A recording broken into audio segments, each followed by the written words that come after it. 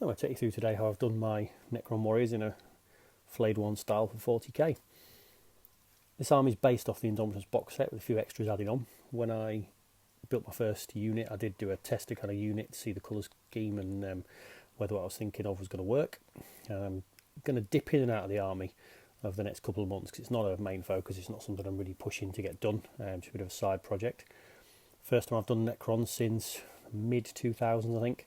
I did something very similar to this back then, because back then there wasn't really a lot of variance to the army. It was kind of a bit of a boring army really, Necrons at the time. If you were going to play them at a tournament or just a walking game, you'd know what you were going to face because every army was fairly similar because it was quite restrictive. I did an army of, if I remember right, about 120 warriors, a few monoliths, that kind of thing, and really to take away the monotony of just pure silver everywhere, I modelled green stuff skin on them all. So I thought it'd be interesting to go back to that this time round. Now what I'm doing here, I've mixed up some milliput, left it to dry for about 20 minutes to take away the stickiness, make it a bit easier to work with. I've stuck down onto my little modelling table some parchment paper, just sellotaped it down. Really good idea to do that because milliput will stick ridiculously too if you stuck it onto a wooden surface or even a plastic surface. Obviously parchment paper is designed for cooking, so it stops things sticking to it and it just makes this easier to work with when you're going to lift it off later on. Now apologies for the camera moving here, it's not the actual camera, it's the table itself because I'm having to put quite a lot of force onto the milliput here to smooth it out. And I'm trying to smooth it out to about 1 millimetre thick.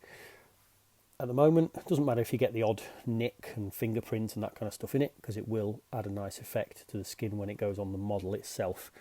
But I'm going to use a roller now just to smooth it out a little bit more because a few nicks and marks and fingerprints is fine, but you don't want it covered in it because obviously it will look a bit weird on the model if it's completely plastered in fingerprints.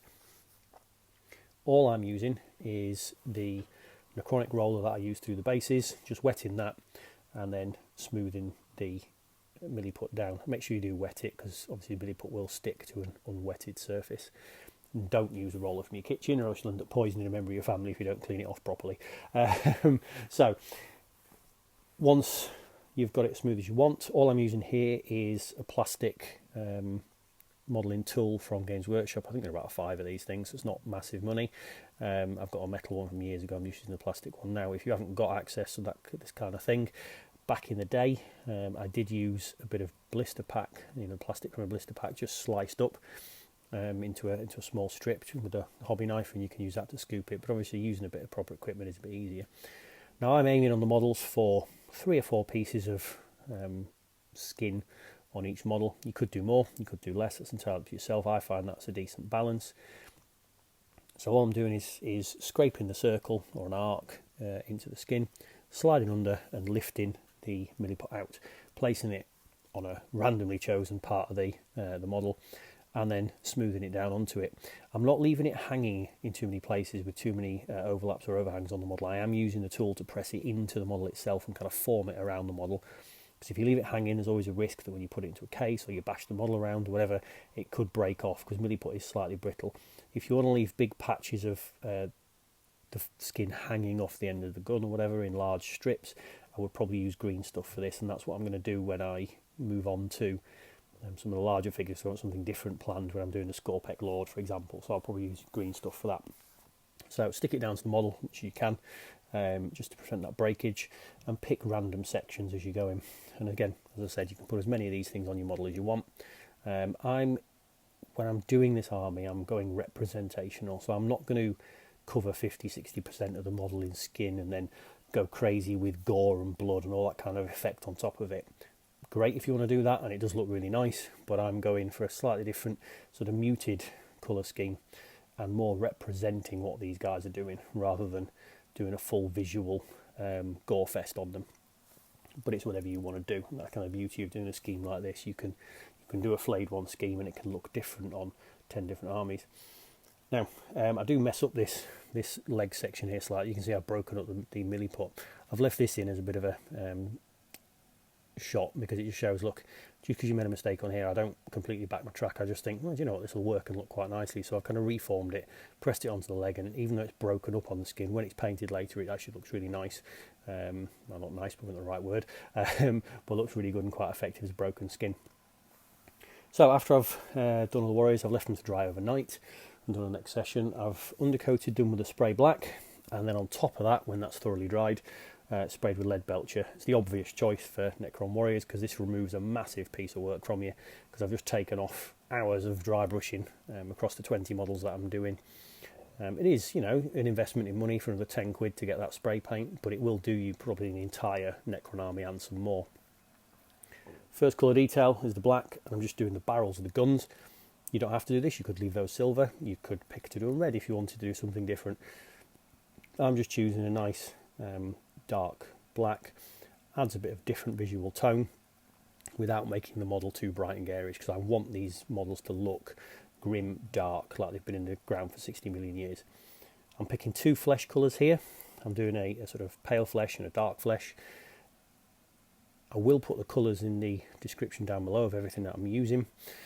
Don't take that as gospel, you can use whatever colours you like, this is just that inspiration, but if you do want to match the colour scheme, it will be all listed down below so you can take a look at what I used. I've gone for dark skin and pale skin, but you could, if you wanted, do some green skins. It looks like they've been skinning orcs, whatever. You can see there on the model I've done a couple of patches of the brown skin, patch of the pink skin. You could do it all dark skin, all light skin, mix of whatever, and I did a mix across the whole batch. Picking out one bit of detail with the gold there on the chest icon, and then the last sort of colourful detail on the physical model itself is doing the green. I've gone for the traditional glowy green for the Necrons. You could, again, do red, blue, whatever you liked. I've picked a bright scorpion green from Vallejo here. And what it'll do is it gives the glow effect without having to do the object source lighting that you see a lot of people doing.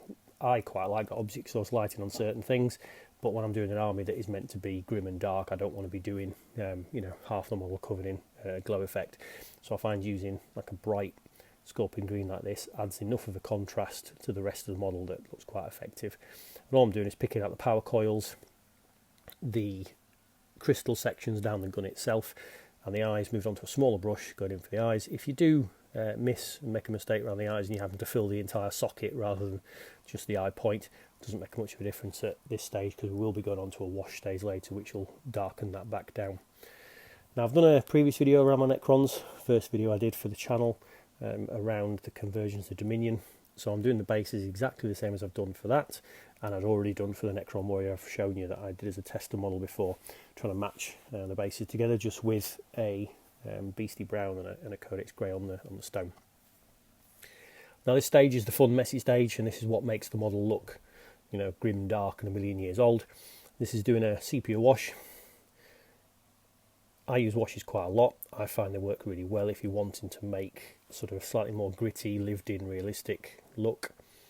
You'll get used to using washes to your level. Some people I've seen use it and you can barely tell it's been done because they're putting it on quite thick. Some people put it on really, really thick and it covers a lot of the detail.